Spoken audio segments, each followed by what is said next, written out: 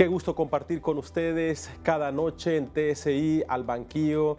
Gracias a ustedes que nos sintonizan en la Corporación Televicentro aquí en Honduras y por supuesto a los que nos acompañan a través de nuestra aplicación TVC fuera del territorio hondureño. Aquí conversando cada noche con temas de interés para todo el pueblo hondureño. Y hoy vamos a hablar de un tema muy fundamental acerca de la educación y la cultura, entre otros temas que implica un gran desafío para las administraciones de nuestro país en las últimas décadas. Se han enfrentado a un gran desafío en materia de educación y por supuesto hay organismos internacionales que han estado presentes, que han dicho sí, queremos apoyar y confiamos en Honduras para que cada vez sea un país mejor. Tal es el caso de la Organización de Estados Iberoamericanos, que precisamente esta semana llevará a cabo una serie de actividades en su 75 aniversario. Escuchen bien, en su 75 aniversario. Y tengo a unos invitados de lujo que los presento a continuación. Hoy con nosotros la licenciada Carmen Largaespada. Ella es una reconocida socióloga con más de 30 años de experiencia. Tiene experiencia con grupos vulnerables en Nicaragua y México, amplia experiencia también de trabajo con organizaciones internacionales no gubernamentales y comunitarias. A nivel técnico, una amplia experiencia profesional en gestión de formulación, seguimiento y evaluación de programas sociales. Además, también representante en Nicaragua de la Organización de Estados Iberoamericanos para la Educación, la Ciencia y la Cultura. Desde el 2018 ha dirigido la Organización de Estados Iberoamericanos también en Honduras y durante el 2019 dirige también la Organización de Estados Iberoamericanos en Guatemala. Y para mí, de igual forma, es un placer presentar al doctor Mariano Jabonero. El doctor nos acompaña y nos visita desde España, licenciado en Filosofía y Ciencias de la Educación por la Universidad Complutense de Madrid, estudios de posgrados en Administración, Supervisión e Investigación Educativa. Desempeñó diferentes puntos directivos del Ministerio de Educación de España y ha sido profesor también en la Facultad de Educación de la Universidad Complutense de Madrid. Consultor, experto en educación en la práctica en países de América y España, doctor honoris causa para la Universidad Nacional Abierta y a Distancia de Colombia y medalla de honor de la Universidad de Alcalá. Desde 2018 fue elegido secretario general de la Organización de Estados Iberoamericanos con el voto unánime de todos los gobiernos de la región. Y actualmente él es secretario general de la Organización de Estados Iberoamericanos. Bienvenidos y gracias por compartir con nosotros. Presenté primero a la licenciada Largaespada por tratarse de una dama. ¿Qué tal? ¿Cómo está? Bienvenida. Mucho gusto, muchas gracias por tenernos acá. Doctor, ¿cómo está? Pues muchísimas gracias por contar con nuestra presencia y encantado de estar con todo. ¿Qué tal el viaje? Bien, largo, pero nada más. ¿Ya había estado en Honduras? Unas 20 veces. Y le encanta, y me encanta nuestro país. Me encanta, es un país variado, atractivo, con una gente hospitalaria y además hay cuestiones también que ayudan, como es la comida, que hay cosas muy ricas. ¿Comida como las baleadas, las pupusas? Por ejemplo, baleadas, pupusas, también. Qué bueno. Y el anafre. ¿El anafre le gusta también? Mucho. Qué bueno, qué bueno. Bueno, hablemos del 75 aniversario. Es la organización más antigua, ¿verdad? Podríamos decir, si hablamos de cooperación y esta relación que ha existido con Honduras, doctor. Pues sí, la OI cumple, el día 26 de octubre de este año, cumple sus 75 años de trayectoria. Se creó ese día en el año 1949, fíjese lo que es, digamos, de espacio temporal, y surgió como una organización de cooperación educativa, cultural y científica, como un espacio de diálogo y de compartir trabajo y proyectos. Se ha ido extendiendo en la región muchísimo, tenemos sedes en 18 países de América, además de Lisboa y Madrid, que serían 20 en total, y una presencia muy activa. Creo que esto lo que supone y lo que demuestra es que los países de la región han confiado en la OI, se han apoyado en ella para resolver problemas y hacer frente al futuro, y eso es la mayor reconocimiento y alegría que tenemos estos años, en 75 años de trabajo continuo en la región, porque somos un organismo público regional. Somos un bien público de la región y para la región. Licenciada, ¿cuáles son los ejes principales de esta organización que ha ayudado mucho en el caso de la educación y la cultura en nuestro país? La OEI llega a Honduras con una misión de implementar el programa de alfabetización y educación de jóvenes y adultos inicialmente. Y se mantiene esta línea aún hasta la actualidad. A lo largo desde 1994-96, más o menos, se mantiene esta línea hasta el presente. Se ha enriquecido el trabajo, se ha diversificado para adaptarse a las nuevas circunstancias. En este momento tenemos un trabajo muy importante también en educación prebásica. Una línea constante de trabajo es la formación, la actualización de las capacidades de los docentes, los y las docentes de educación, principalmente del sistema público de educación, y tanto a nivel de prebásica como de básica, media, y también colaboramos con las universidades. En este momento estamos desarrollando un importante proyecto de formación y educación técnico-profesional para lograr vincular la formación de los estudiantes de educación del tercer ciclo con las prácticas en las empresas, involucrar y alinear esta formación con las necesidades cambiantes del sector productivo. En suma, nuestra preocupación siempre es, manteniendo un diálogo con los actores locales, proveer el apoyo, facilitar la asesoría en las líneas que el país prioriza para lograr superar los retos educativos. Y la organización, doctor, ¿cómo dio ese paso a la era digital luego de la pandemia del COVID-19? Porque nos enfrentamos a otro sistema totalmente diferente al que estábamos acostumbrados. ¿Cómo fue esta era digital para ustedes? Bien, no fue una sorpresa total, porque la tendencia a digitalizar la educación, la cultura y la ciencia ya venía antes. Antes de la pandemia ya era creciente, había una tendencia creciente que poco a poco se iba implantando en los sistemas públicos de educación, de cultura y de ciencia. Pero aquel día de la pandemia yo mandé un mensaje a todos los directores de la OI en América de decir, la OI no se para, la OI cambia modo de trabajo, fundamentalmente eso. Pero a trabajar en sistemas digitales con la provisión de contenidos digitales para los ministerios, formar a miles de docentes en la educación virtual, crear redes de cooperación, fue muy importante el caso de Centroamérica. Y a partir de la pandemia lo que ha ocurrido es que yo recurro, y lo he oído decir más veces, a una frase de un poema de Paul Valéry, el poeta francés, el futuro ya no es lo que era. Lo que pensamos que era el futuro de educación, de la cultura y la ciencia, ya no es. Es un futuro, una realidad que pasa por una transición digital muy acelerada y cada día más acelerada. Pongo un ejemplo. Si a cualquier ciudadano de este país y de cualquier país del mundo le hablan de inteligencia artificial hace 4 o 5 años, hubiese dicho, ¿eso qué es? Bueno, pues eso ya estaba.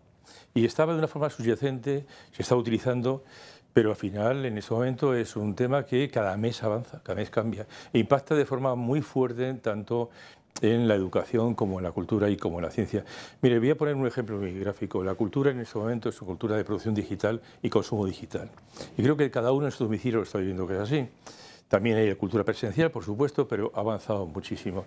En el caso de la ciencia, le voy a dar un dato también positivo para la región. La publicación de investigadores de la región en las redes mundiales se ha incrementado como nunca se había incrementado. ¿Por qué? Porque se hace a través de sistemas digitales que son mucho más eficientes y mucho más rápidos.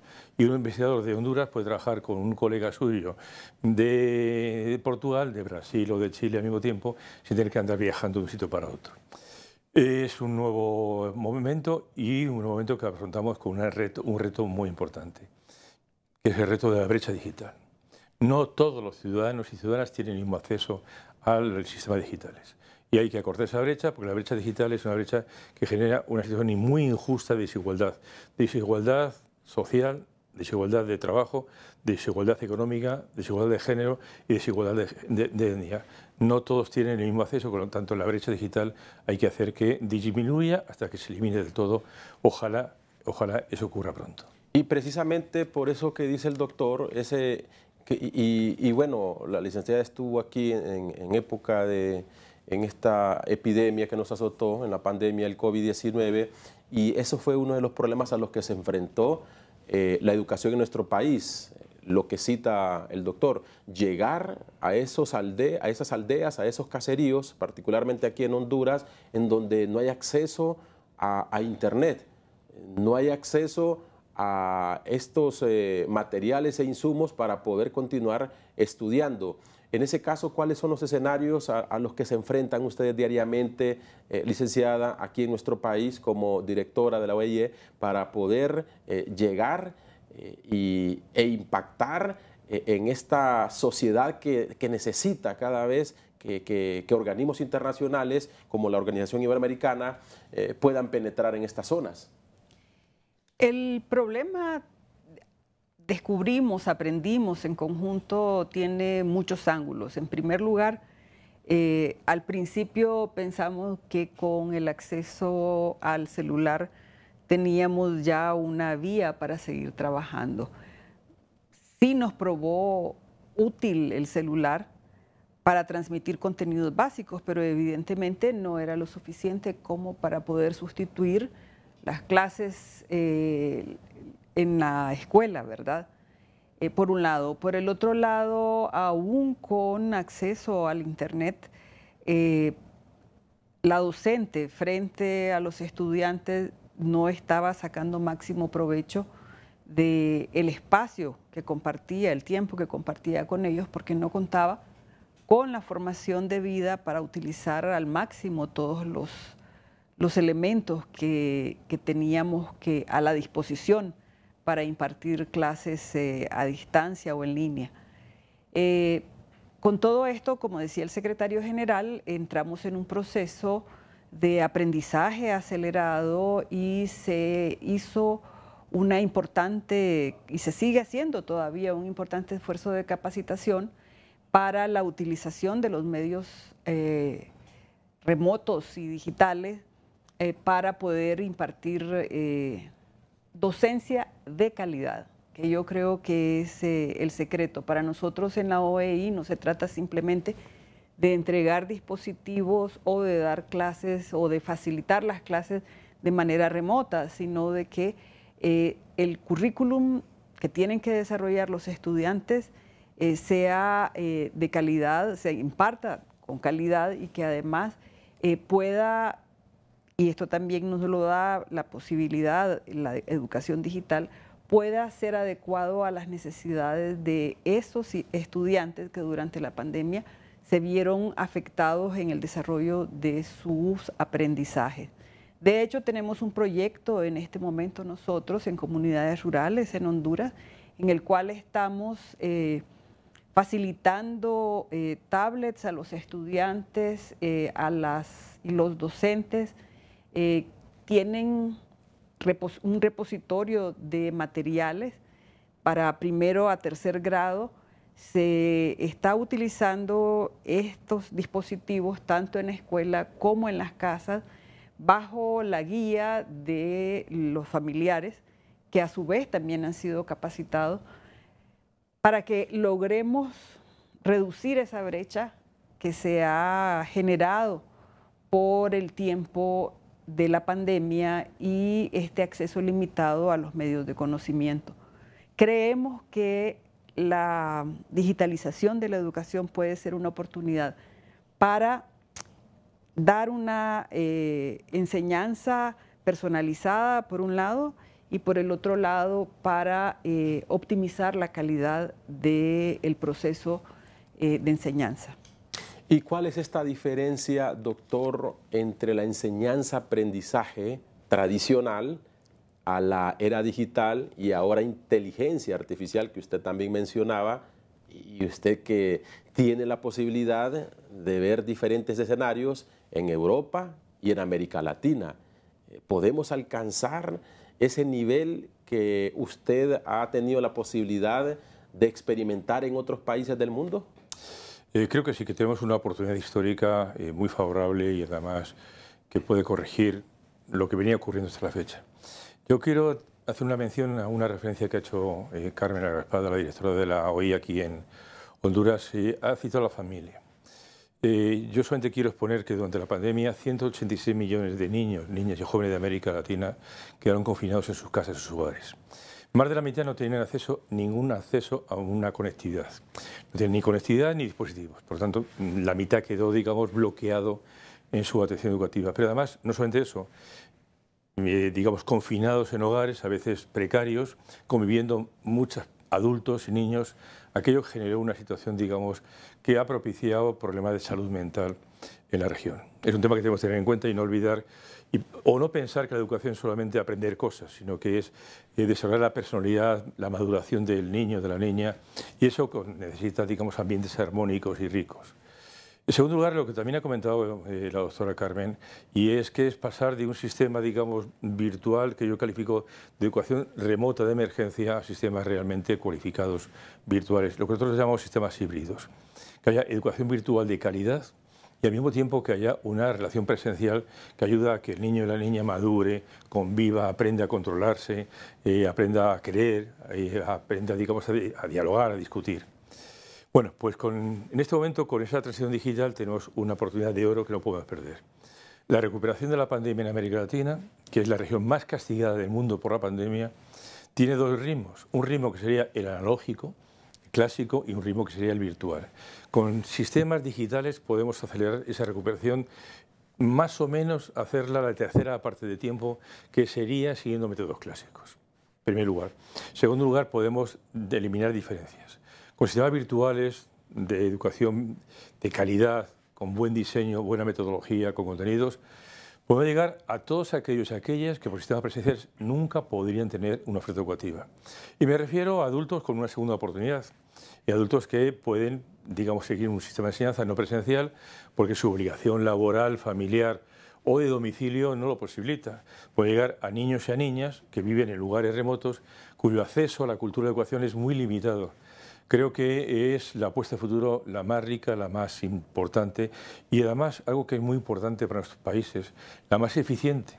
Eficiente porque cualquier inversión va a ser más rentable que inversiones de lo que llamaríamos sistemas clásicos analógicos. Y precisamente eso les quiero consultar a ambos, cómo nace esta importancia de la cooperación de la Organización de Estados Iberoamericanos. Después de la pausa vamos a seguir conversando con la licenciada Carmen Larraespada, directora en Honduras, y por supuesto con el doctor Mariano Jabonero de visita aquí en España. Él es el secretario general de la Organización de Estados Iberoamericanos. Después de la pausa, ya regresamos.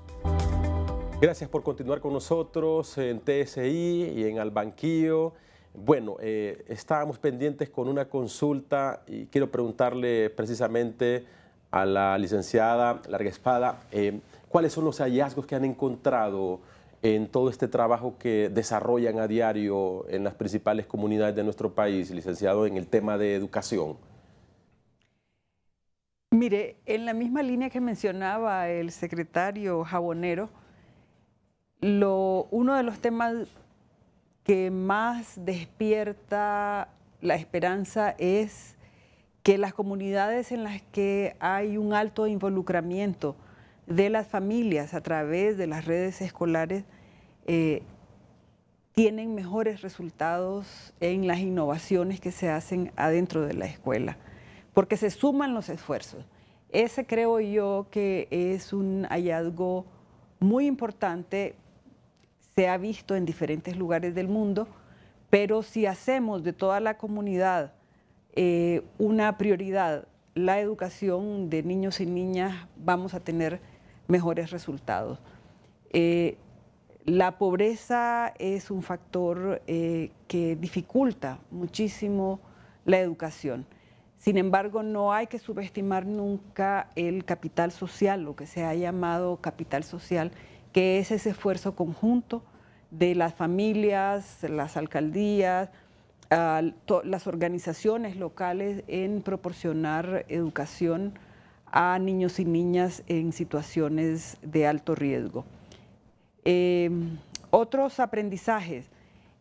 Cuando nosotros hemos llegado a zonas en las que identificamos en conjunto con la comunidad misma las vías prioritarias para generar, enriquecer las capacidades de la población local, no solo hemos logrado impulsar procesos exitosos de capacitación, sino también que se inicien procesos sociales a nivel pequeño de la comunidad de cambio, de involucramiento de las personas capacitadas en actividades productivas, digamos, dentro de las mismas comunidades.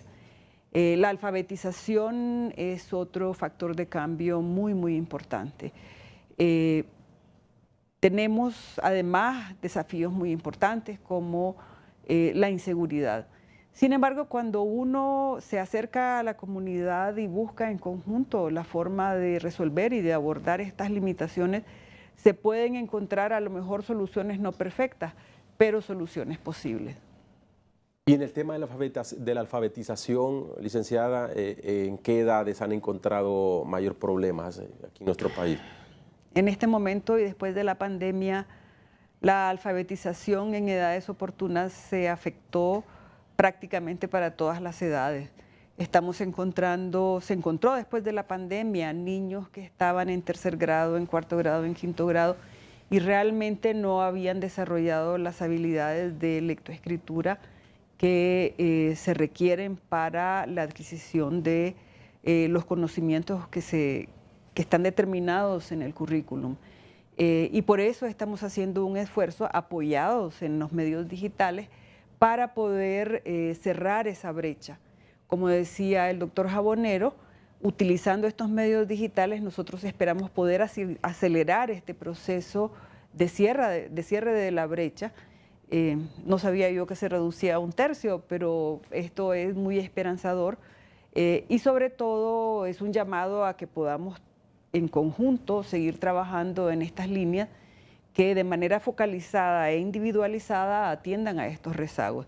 Ese es en el caso de los niños y las niñas, pero también en el caso de jóvenes y adultos que por desuso de la lectoescritura, por falta de continuidad educativa, han ido perdiendo estas habilidades. Creemos nosotros que, sin embargo, los procesos de alfabetización existentes, ¿sí?, diseñados para las diferentes edades, pueden dar respuesta a estos problemas. Y aquí les voy a agregar otro gran desafío que también tienen ustedes como organización, que están pendientes de la educación. Miren que esta semana estuvimos compartiendo con autoridades de la Secretaría de Educación aquí en nuestro país y hay otro elemento que surgió después de la pandemia. Es aquel que prácticamente le pasaron los años a aquel menor de edad y hay unos elementos como, por ejemplo, que un niño de 8 o 9 años ya no puede ingresar a primer grado. Entonces hay estas ausencias por parte de estos niños que lo único que desean es migrar a Estados Unidos o también a España. España hay mucha migración de nuestro país, retos y desafíos que continúan por parte de la organización, doctor.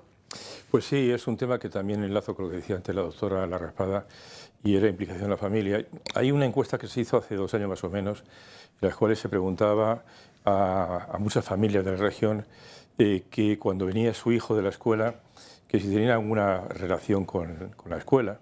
Y es una pregunta muy sencilla que hacen muchos padres y que es, hoy qué has hecho en la escuela, la segunda parte de la pregunta, ¿qué estás leyendo?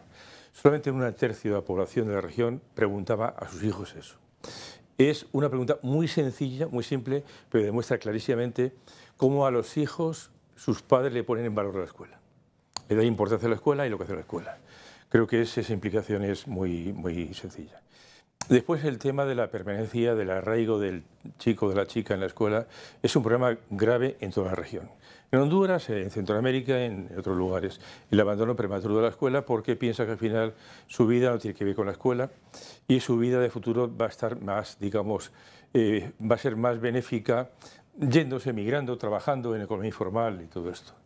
Miren ustedes, todo esto termina de una forma u otra en que el 50% de nuestros jóvenes viven de la economía informal. La economía informal es con frecuencia trabajo no decente. Entiéndase que es una palabra que utiliza la Organización Internacional del Trabajo. Es un trabajo que no genera ninguna riqueza, que genera supervivencia, ingresos diarios de $1, $2, $3. Entonces, creo que la escuela tiene una tarea preventiva muy fuerte para ir informando al estudiante, al chico, a la chica, que, como se diría en un partido de fútbol, el partido se juega hasta el final. Es un lema que hemos utilizado en campañas en algunos países. El partido se juega hasta el final y cuando termine el partido entonces te va a ir mejor en la vida. Creo que eso es fundamental. Esa campaña, machacar ese mensaje continuamente para los chicos. Creo que es algo que tenemos que, como una tarea que asumir desde la educación y la cooperación estamos trabajando en esa línea. Pues además el chico o la chica que abandona prematuramente la escuela, que se va pronto a la escuela, mire usted, termina en un lugar que es la calle, muchas veces. Y termina además en la pobreza. Y eso también lleva a otra conclusión, y es que hay que invertir más en educación. Y como dice un viejo lema, si usted cree que la educación es cara, pruebe usted con la pobreza. Ya verá usted. Y aquí este efecto, doctor, también va acompañado de esta lucha contra la corrupción, de la transparencia, porque a medida, y hablo de los países de América Latina, hay una mejor transparencia, como lo cita usted, hay una mejor inversión en la educación, vamos a ver menos pobreza. Y esto no va a alejar a los niños y jóvenes de las aulas de clases. Exactamente. El tema de la corrupción es un tema global. En América Latina tenemos la costumbre de autoculparnos demasiado. Somos un poco ahí, digamos, demasiado autocríticos. Es un problema global y yo creo que para la lucha contra la corrupción está muy asociada con la transparencia. La transparencia, por ejemplo, nosotros tenemos que estar trabajando con algunos gobiernos de la región en el sistema de lo que llamamos gobernanza digital, de que la gestión pública de educación sea muy transparente. Y con eso, digamos, creo que avanzamos de forma muy decidida en esa lucha contra la corrupción y hacer de la educación una política pública más atractiva y más valorada. Creo que es otro factor a tener en cuenta.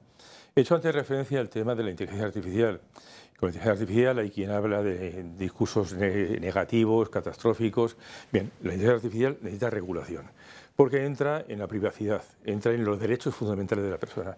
Regulación sí, pero usémosla a favor de la educación y de la cultura. Voy a poner un ejemplo que se está aplicando en varios países de la región, en algunos de ellos con apoyo de la OI. Es identificar cuando un niño, una niña, un joven va a abandonar la escuela de forma preventiva. En su comportamiento, sus lecturas, sus hábitos, sus comportamientos en Google, en las redes sociales, se puede prever perfectamente que ese chico o chica en unos meses va a irse de la escuela.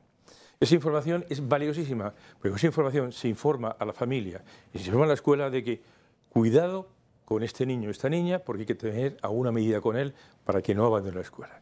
Entonces, es un ejemplo muy claro de la capacidad preventiva que tiene la inteligencia artificial, que va haciendo un seguimiento del comportamiento de la chica, aunque él no lo sepa. En ese caso no lo sabe y en ese caso es a favor de él, claramente. Y vean ustedes que hemos conocido testimonios de niños y jóvenes que le pierden el interés a asistir a una aula de clases, porque también hay que saber cómo manejar el tema de las redes sociales, de la era digital, en las áreas rurales o aquí también, en las áreas urbanas, ven las redes sociales y ven un vecino o un ex compañero que se ha ido para los Estados Unidos o Europa de manera ilegal, con carro nuevo, con ropa de marca. Entonces dicen, ¿para qué voy a estudiar si él hizo dinero? Él tiene una buena vida sin necesidad de haberse graduado de la primaria ni la de secundaria. Entonces, licenciada, hay que atacar también estos ejemplos que ellos ven y lo comparan y de remate dicen, aquí en Honduras no hay oportunidad de empleo. ¿Cómo enfrentarse a todos estos sistemas que frenan que nuestros niños y jóvenes puedan estar en una aula de clase? Bueno, creo yo que además de que esto tiene que ser un esfuerzo conjunto, que tiene que trabajarse desde la familia, desde la comunidad, también desde la escuela en el ámbito del aula, tenemos que, y estamos trabajando en eso, adecuar los métodos pedagógicos, utilizar estas metodologías híbridas para hacer procesos de aprendizaje mucho más dinámicos, mucho más parecidos a la forma en que los niños y las niñas están aprendiendo, de hecho, a través de las redes sociales. El poder, por ejemplo, de un video que te está transmitiendo imágenes a una gran velocidad, que te adjunta, digamos, a la imagen un mensaje expreso y además a través de la música, a través de la velocidad, te marca un clima emocional, emotivo, es enorme. Y ya desde muy chiquitos los niños están expuestos a esta forma de comunicación, de entretenimiento. Y la dinámica en el aula tiene que de alguna manera irse cambiando, no para entretener, sino para aprovechar la posibilidad de transmitir estos contenidos que se requieren dentro de un currículum, los contenidos que tienen que ver con estos valores, porque esto es un tema de valores, de manera adecuada para las nuevas generaciones. A veces, y aquí habla la socióloga, ¿verdad?, yo pienso que no nos damos cuenta de lo rápido que hemos cambiado en términos generacionales. Sí. A través de la presencia de las redes en cada uno de los ámbitos. Más aún cuando durante la pandemia estuvimos encerrados, principalmente nos comunicamos a través de estos medios remotos que pueden no haber sido completos, pero que cuando tenían mayor riqueza más nos gustaban. Hay una huella en la vida cotidiana, hay una huella en la escuela, hay una huella en la forma de aprendizaje a la que tenemos que responder desde la escuela y por eso el esfuerzo conjunto que estamos haciendo con la Secretaría de Educación para capacitar docentes en servicio para utilizar adecuadamente los métodos digitales y hacer una metodología más atractiva. Tiene mucho que ver con el ejemplo que tienen los niños y las niñas en sus casas. Si ellos efectivamente lo que oyen es que al migrante le va bien porque irle bien es andar con esta camisa de marca, tener los zapatos tenis, las zapatillas de última moda, o haber migrado o a veces inclusive estar en actividades que no necesariamente son legales y correctas, ahí estamos ante un problema social que difícilmente se resuelve solo desde la escuela, aunque la escuela también se tiene que involucrar. Y también, como decía el secretario, a través de diferentes metodologías podemos identificar este riesgo y prevenirlo, ¿sí? Entonces, tenemos que hacer un esfuerzo conjunto. Cuando vemos el éxito en diferentes países donde se hizo un cambio educativo importante en unos cuantos años, lo que encontramos es que se hizo un esfuerzo por la educación que fue un esfuerzo social, que se priorizó en cada uno de los ámbitos. Se priorizó en la inversión pública, se priorizó en la inversión de las familias, en el gasto de las familias, se priorizó en las prácticas cotidianas dentro de la familia y se dice, bueno, es que los padres tienen bajo nivel educativo, pero hay muchos casos en los cuales, habiendo bajo nivel educativo, si hay una alta valoración de la educación, también tenemos un aprovechamiento de las oportunidades que es muy grande. Yo en ese sentido creo que tenemos que ser optimistas y aprovechar los elementos que nos pueden ayudar a superar estos problemas. A mí me encantó la forma como fui educado, tanto en mi casa en primer lugar y en la escuela. O sea, yo soy de la escuela de los 80s donde se utilizaba la tiza de yeso, no sé si usted la recuerda, que íbamos con libros, estos aparatos ni pensaban en existir. Qué hermoso esa época. Y no es que nos opusimos, porque ya estamos también en la tecnología, ya se usan las diferentes metodologías para estudiar. Hemos sacado algún tipo de seminarios y ahora es virtual. Pero si comparamos, doctor, yo me quedo con la enseñanza. Hay que ir avanzando, no hay que retroceder, pero lo tradicional para mí fue hermoso. No sé si ustedes sí, bueno, lo recuerdan. Yo soy mayor que usted, por lo tanto lo recuerdo más todavía. Eso, y además yo tuve la suerte de ir a una escuela rural. Ajá. Una escuela en una comunidad rural muy pequeñita, por lo tanto yo viví ese mundo casi idílico del mundo rural y una maestra amorosa y todo esto. Claro, también. Pero bueno, el mundo ha cambiado, y el mundo ha cambiado, es una realidad, entonces la tecnología está ahí, todo el mundo virtual está ahí, pero yo creo que hay cosas que no tenemos que olvidar. En primer lugar, se ha hecho una referencia a las redes sociales. Las redes sociales es la comunicación de la banalidad en buena parte. Es eso. Creíamos que con las redes sociales iba a haber mayor, digamos, capacidad de información y de comunicación, y si no, estaba ocurriendo que muchas veces es lo contrario. Y las redes sociales son mentirosas muchas veces. Sí. Ese chico que aparece con un carro de lujo tal y cual, el carro posiblemente no es suyo. No es suyo, es una pura pose. En segundo lugar, todo eso tiene que ver con que un fenómeno de migración. Mire usted, nadie emigra por gusto. Por gusto se hace turismo. Son dos cosas muy diferentes. El que emigra tiene un coste personal, familiar y psicológico. Es duro emigrar. Es duro emigrar, y somos una comunidad de América Latina y España, Portugal e Italia en Europa que ha migrado siempre, buscando más oportunidades, buscando democracia, buscando libertades, buscando bienestar para sus hijos. Pero todo eso tiene un coste, y creo que hay que valorarlo, y a la gente que va a emigrar, digamos, hacerle consciente de que eso tiene un impacto y tiene un coste. Claro. Que sean críticos con la realidad, y que con un esfuerzo importante y una oferta educativa más atractiva, más motivadora, y un esfuerzo por adecuar más directamente la formación que se imparte con la demanda del mercado de trabajo, podemos evitar la migración y hacer gente que no tenga que sufrir emigrar directamente, y que tengan arraigo y que hagan el país más próspero y más rico. Y todo eso también requiere, lo que decía antes con las redes sociales, una actitud más crítica y dar sentido a su estudio, a su sentido, a su vida, a su futuro. Nosotros estamos trabajando en un proyecto en el cual también participa el gobierno de Honduras, promovido por el Papa Francisco. Ese proyecto tiene dos partes, una parte se llama Escuelas Ocurrentes y otra es Educación con Sentido. Creo que esto lo dice todo, dar sentido a la vida. Dar sentido a la vida no es consumo, dar sentido a la vida no es saber cosas para qué o sin para qué. Dar sentido a la vida es que yo quiero contribuir con mi vida a mi bienestar, al de mi familia.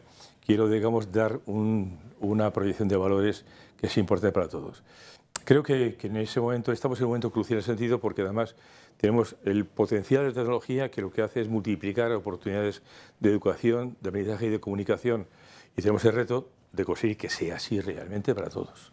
¿Hay que buscar mejores oportunidades en el país antes de tomar la decisión de emigrar? Vamos a ver, eso es difícil de explicar, porque la migración es un derecho, la movilidad es un derecho humano. Sí, es un derecho humano, sí. Y que yo defenderé siempre, porque además, como decía antes, somos países de migrantes de toda la vida, de siglos y tal. En segundo lugar, hay que valorar si la migración va a ser, digamos, a compensar a medio y largo plazo, o si, permaneciendo en el país, al poco tiempo después de quedar en el país, pues su situación comparativa de bienestar es mejor de que el que emigró y que además sufrió el impacto de migraciones. Eso ocurre muchas veces. Gente que ha hecho su vida en el país, ha arraigado, ha hecho su futuro, su emprendimiento, y al final de su vida, pues su nivel de bienestar y desarrollo pues es igual o mejor que el que emigró, quizás, y no tuvo que salir fuera, no tuvo que tener el impacto del desarraigo, que es un impacto muy negativo siempre. Muy bien, la Organización de Estados Iberoamericanos está de aniversario, 75 años, y esta semana hay una serie de actividades que van a compartir con el pueblo hondureño. Vamos a contarles de qué actividades se tratan después de la pausa. Ya regresamos. 75 años de historia, y es por eso que nos acompaña y durante esta semana está realizando diferentes actividades el doctor Mariano Jabonero, Él es el secretario general de la Organización de Estados Iberoamericanos y, por supuesto, la licenciada Larga Espada. ¿Qué actividades van a llevar a cabo esta semana, licenciada? Esta semana ocurre que Honduras tiene la presidencia pro tempore del Consejo de Educación y Cultura Centroamericano en el marco del Sistema de Integración Centroamericano. Entonces ahora están ocurriendo acá las reuniones de ministros de Cultura y de Educación, en las cuales se están discutiendo las iniciativas regionales y nuestra organización celebra llevando a la práctica las ideas, como decía el video. Nosotros hemos venido desarrollando un proyecto de educación dual, de un modelo de educación técnico-profesional dual, que implica acercar la oferta educativa a las necesidades de los empleadores, hacer que la educación técnico-profesional sea más efectiva, pertinente para las necesidades del mercado de trabajo y que por lo tanto se incremente la oportunidad de inserción laboral de los jóvenes. Entonces tenemos el día de mañana un seminario a 2 niveles. Un primer nivel que es un nivel técnico por la mañana, en la cual en esta reunión van a estar diferentes integrantes del Consejo de Educación Nacional, además de expertos internacionales, porque este es un proyecto iberoamericano en el que hemos venido trabajando con Argentina, Bolivia y Costa Rica, además, por supuesto, de la Secretaría General en España. Y esto en la tarde vamos a tener una reunión en la que van a participar los ministros también y tomadores de decisiones de los diferentes sectores para hablar, discutir acerca de qué es lo que implica la implementación de este modelo, qué se puede hacer, qué requiere y cómo podemos articular los esfuerzos de los diferentes involucrados en este proceso. ¿Y de dónde nace la importancia por la cooperación, doctor? ¿Cómo nace esta idea y principalmente centrarse en países de América Latina como Honduras? Bien, el origen de la OI es un origen que se crea en el año 1949 y si pensamos en el momento histórico de creación de la OI y de algunos organismos también como UNESCO, coincide que es después de una brutal tragedia que fue la Segunda Guerra Mundial. La humanidad llegó a un nivel de violencia y de locura, disparate, que hubo millones y millones de muertos. Después de esa experiencia trágica, los países, y muy especialmente los países de la Comunidad Iberoamericana, se plantean de que esto no puede volver a suceder, de que hay que sembrar la paz en la cabeza de los hombres y de las mujeres, y eso se puede hacer a través de la cultura, de la educación, de la ciencia, llegando a consensos y acuerdos. Ese es el origen, de ahí surge, digamos, la entidad de la región. Y esa entidad se arraiga en una región que tiene, digamos, un privilegio y es que hablamos 2 lenguas, el español y el portugués, 2 lenguas de origen común, intercompresivas. La OI somos una región bilingüe, pero no hay ningún traductor e intérprete, nos entendemos perfectamente, en portugués y en español, con lo cual, digamos, el surgimiento, el crecimiento de la OI fue rápido porque hablamos directamente, tranquilamente, con lenguas compartidas y con una cultura de una forma u otra también compartida. Creo que eso fue un éxito importante. Y luego después otro factor que yo destacaría es que en la OI abandonamos muy pronto el discurso de la cooperación y de la retórica. En torno a la cooperación ha habido un discurso muy retórico muchas veces, vacío de contenido, declaración de principios, de voluntades, compromisos, pero al final por debajo no había servicios a la población. Y creo que el éxito de la OI fue, lo que he dicho antes, que la región se apropió de la OI. Y lo veo porque los gobiernos buscaban a la OI porque prestaba servicios. Hacía ese lema nuestro que aparece en ese vídeo, hacemos que la cooperación suceda. Gestionamos de unos 630 proyectos de media, de forma, digamos, simultánea, y tenemos más de 12 millones de media de personas beneficiarias. Y esa es, digamos, la historia. Un origen de cultura de paz, fundamentalmente, de entendimiento, de buena voluntad, y después una evolución, digamos, de trabajar al servicio de la comunidad desde el terreno directamente. Ese vídeo que se ha proyectado, a mí cuando lo hicieron me lo presentaron para ver si lo autorizaban o no autorizaban. Y entonces eso pasa cuando te estás a cargo de una acción tan compleja. A mí me sorprendió. Les puedo decir que incluso la primera visión que hice de él, pues no me gustó. Esto es raro, esto no explica nada. Pero sí que tuvo una virtud comunicativa que me forzó a verlo una segunda vez. O sea, eso, digamos, era la provocación del publicista. Y claro, el vídeo describe algo muy sencillo, que todo esto se mueve por ideas, por personas y personas muy diferentes. Que son esas caras que son personas muy diferentes y que son el centro de nuestra actividad. Ideas y una gran multiplicidad de personas distintas. Todos iguales, pero todos diferentes. Y es precisamente por esta cooperación y por esta diversidad de culturas que, bueno, fueron galardonados por el premio Princesa de Asturias. Sí, hace unos días, exactamente. Bueno, en primer lugar, es un premio que es el premio que tiene mayor rango en España y se concede para todo el mundo. Y ahí premiados están Naciones Unidas, UNESCO, está premiado el Banco Mundial y premiados personas como Woody Allen, Bob Dylan. Es decir, es un premio, digamos, que tiene un prestigio internacional muy, muy fuerte. No te puedes proponer para premios, te proponen desde fuera. A mí me lo hicieron en comentario y dije, bueno, esto es un premio que esto es imposible y tal. Pero observamos que a los 10 días tenemos 250 cartas de apoyo, de 17 presidentes de gobierno, varios premios Nobel, unos 30 ministros de educación y cancilleres de la región de América Latina, con lo cual yo en ese momento les puedo confesar aquí en público que empecé a ponerme ya nervioso. Es un premio que reconoce una trayectoria histórica y un premio que reconoce algo que para mí es lo más importante, el compromiso de nuestros gobiernos por la cooperación, que es el consenso, el diálogo y el trabajar juntos. Creo que el premio reconoce eso fundamentalmente en una época en que estamos viviendo en estos momentos de guerras, de diplomacia, de cañoneras y no de diálogo. Creo que es muy oportuno en este momento pensar que el diálogo es la solución, es el medio y nunca el conflicto. Muy bien, bueno, enhorabuena y felicidades. Muchas gracias. Vamos a hacer nuestra última pausa comercial y vamos a rezar con las conclusiones. Con nosotros el secretario general de la OEI y también su directora aquí en la oficina de Honduras, después de la pausa. Seguimos esta noche en TSI al banquillo. En las conclusiones, bueno, queremos escuchar este mensaje del doctor Jabonero y bueno, muchísimas gracias por visitarnos y por este apoyo constante. ¿Cuántos países integran la OEI?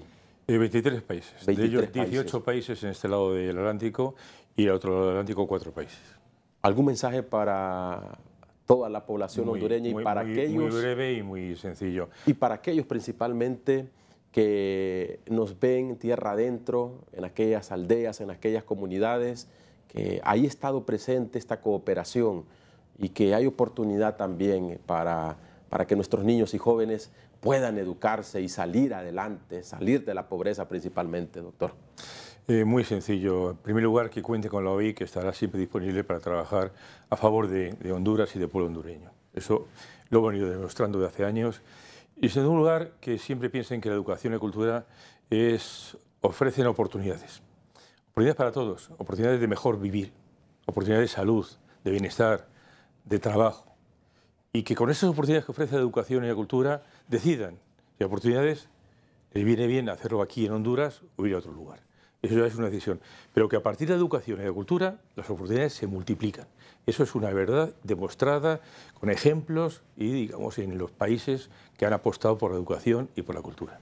Y sobre todo, licenciada, esta misión que tiene la OEI de intercambiar experiencias culturales, eso también es algo que nos llama la atención y que es muy importante para nuestro país. Así es, como comentábamos antes de que iniciara el programa, Latinoamérica, Iberoamérica, somos una gran comunidad en la que tenemos muchos elementos en común, además del lenguaje y que son elementos que tienen que ver con la cultura.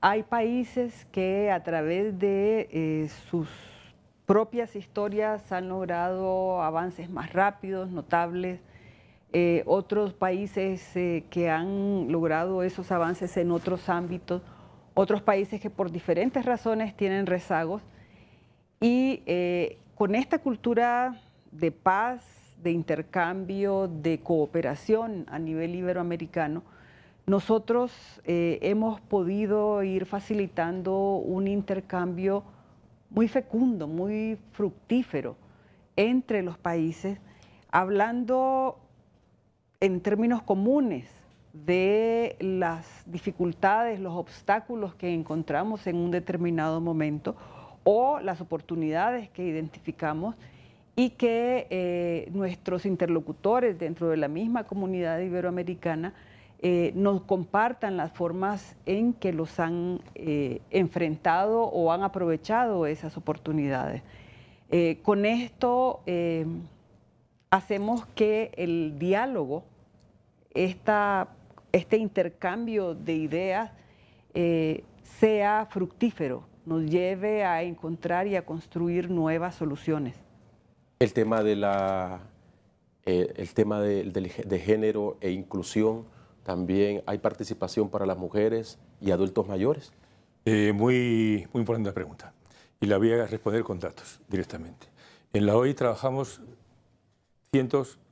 para la OI cerca de 3.900 personas de 4 generaciones diferentes, y de 21 nacionalidades diferentes. Y en los puestos directivos de la OI, 68% son mujeres. Carmen es un ejemplo de ello. Y encantada, me imagino, ¿eh? Claro, compartir sí. con mujeres y bueno, pese al trabajo, porque ustedes van a comunidades lejanas, ¿verdad? Al interior del país. No es pese al trabajo, disfrutamos el trabajo profundamente y más disfrutamos cuando logramos hacer que, como dice el lema de la OEI, la cooperación suceda. Qué bueno, qué bueno. Si me permite, voy a poner un ejemplo de una experiencia vivida en Centroamérica. Con los programas de alfabetización que hicimos en su momento, un día en un pueblito de El Salvador, fuimos allí con una comunidad y tal, y se me acercó un campesino. Ese campesino sacó de su camisa, sacó un bolígrafo. Y me lo enseñó, dice, muchas gracias, dice, porque ya sé usar mi portátil. Su portátil era un bolígrafo, y con esto yo escribo, leo, hago cuentas y ya nadie me engaña. Y me imagino que ustedes tienen también testimonios a diario a los que se enfrentan en Honduras. Así es, testimonios bellísimos que a veces no son palabras, sino que son gestos. Por ejemplo, cuando los niños, cuando inició el año escolar y nosotros estuvimos visitando las escuelas y llevando los dispositivos, los niños estaban durmiendo. Era el primer día de clase. Necesitábamos estar ahí desde el principio para utilizar todo el año escolar. Y en el momento en el que veían las tablets y se daban cuenta que ellos iban a trabajar y a estudiar en ellas, todos se despertaban y no importaba qué tan cansados podían estar, no se podían contener en sus asientos para ir y verlas y tocarlas y pensar, ¿de verdad voy a poder trabajar con esto? Eso es un gran estímulo, cuando logramos que por lo menos el 80% de las docentes terminen los cursos de capacitación que desarrollamos para que puedan manejar todas estas metodologías digitales. Todos estos son logros importantísimos y cuando además podemos apoyarnos entre nosotros, entre las diferentes oficinas que somos vecinas, compartimos un montón de características similares y fluye la información con este espíritu de intercambio, de cooperación verdadero. Y esto es precisamente lo que queremos ver en Honduras y lo que les pedimos a diario a las autoridades, ver esos rostros, esos gestos que la licenciada hoy nos ha trasladado, nos ha compartido de alegría, de niños alegres, motivados e inspirados, y no de niños con una cara de tristeza, de dolor. Y ese es el trabajo que precisamente lleva a cabo la Organización de Estados Iberoamericanos. Gracias por haber compartido con nosotros. Muchas gracias, Cristian. Gracias por tenernos acá, Cristian. Muchas gracias a la licenciada Carmen Larga Espada. Ella es directora aquí en nuestro país, y al doctor Mariano Jabonero, ese es el secretario general de la Organización de Estados Iberoamericanos. Y a ustedes, muchas gracias por habernos acompañado esta noche en Al Banquillo. Los esperamos en nuestro siguiente programa. Con permiso.